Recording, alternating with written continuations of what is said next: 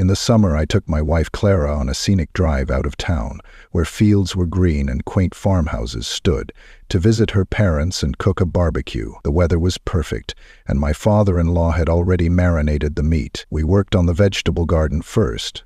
After all, age takes its toll, and putting extra stress on the elderly is never a good idea. When we arrived, I didn't even bother to go into the house. When I went to get a bowl of meat, I saw a beautiful young woman, a bit like my wife, though her features were softer, with striking green eyes and a mischievous smile that set her apart from the others.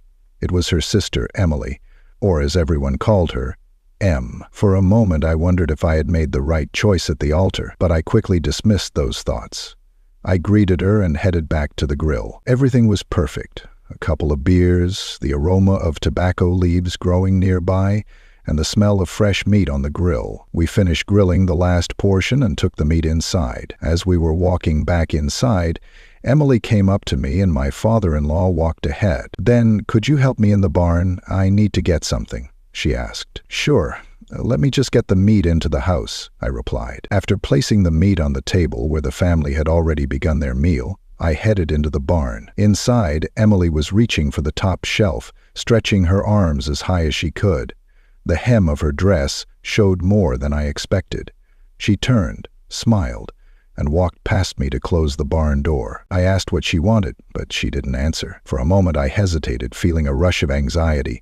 Her presence came even closer, and the faint touches of her fingers touched my shirt. Conflicting thoughts raced through my mind. Was this really happening? I wanted to move away to keep a safe distance, but I froze, caught between devotion and an inexplicable pull. I turned around and everything became clear. Without thinking, I gave in to what seemed inevitable. Everyone in the house was already in bed.